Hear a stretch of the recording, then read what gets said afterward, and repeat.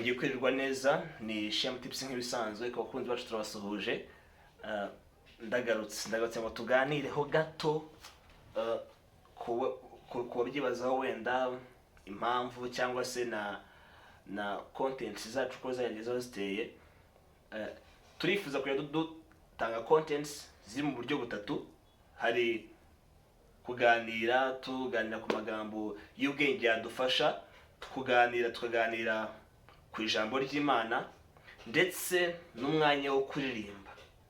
Turirimba duhimbaza Imana, tunaririmba tunatumire n'abandi bafite impano zo kuririmba bifitemo izo mpano kugira ngo bajye badufasha mu kubasusurutsa. Mu minsi iri imbere turatangira n'ikindi, sinzi niba nakita ikiganiro, ariko inkuru tugiye kujya tubagezaho inkuru nk'uko mwabonye muri video zabanje. Harimo inkuru nyinshi zitandukanye kandi ziryoshye ziruhura. Munanyarukire muzirebe ko dufite video nyinshi kandi nziza ziri kuri iyi channel yacu Shema Tips. Nukuri mugereho kugira ngo muzirebe. Tugiye kuzikomeza, tuzajya twaploadinga ibiganiro bijyanye na gospel mu minsi cyane ya weekend n'umunsi wo kuwa gatatu. Naho bijyanye n'inkuru story ni ku munsi wo kuwa kabiri no kuwa kane. Kwiririmbira tugahimbaza Imana ni Friday. Twinjira muri weekend tuzajya turirimba dutarame bitinde. Nukuri mudushyigikire, mukomeze mutugaragarize urukundo, mutwereke ko mutwishimiye ibiganiro tubagezaho, mu sharing bagenzi banyu, inshuti zanyu hirya no hino, bibashe gukura kandi bigire aho bibasha kugera. Mukore subscribe, like, comment. Nukuri ni ingenzi kugira ngo tubashe kugera kure. Mukomeze mudukurikirane. Hari akaririmbo nshaka kubaririmbira keza, ni ak'abavandimwe ntari buvuge izina hano, ariko ni akaririmbo keza kugira ngo uyu munsi bize kugenda neza. Aho nabereye na nshuti nka Yesu, yandutiye abantu b'isi ubwo bari banyanze.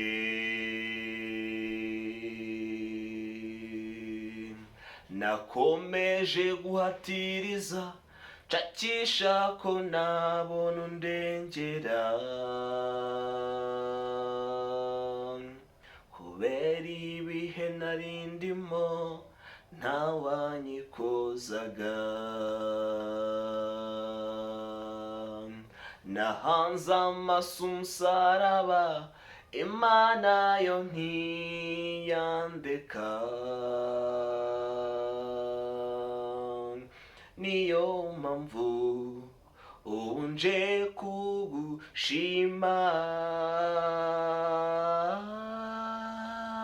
Mana, nje kuguhimbaza zanye, umutima wuzuye ishimwe, nje kukwerereza kuko umpora hafi buri munsi. Ni wowe umpagije, akira ishimwe ryanjye. Mana, nje kuguhimbaza nzanye, umutima wuzuye ishimwe, nje kukwerereza kuko umpora hafi buri munsi. Ni wowe umpagije, akira ishimwe ryanjye. Murakoze cyane.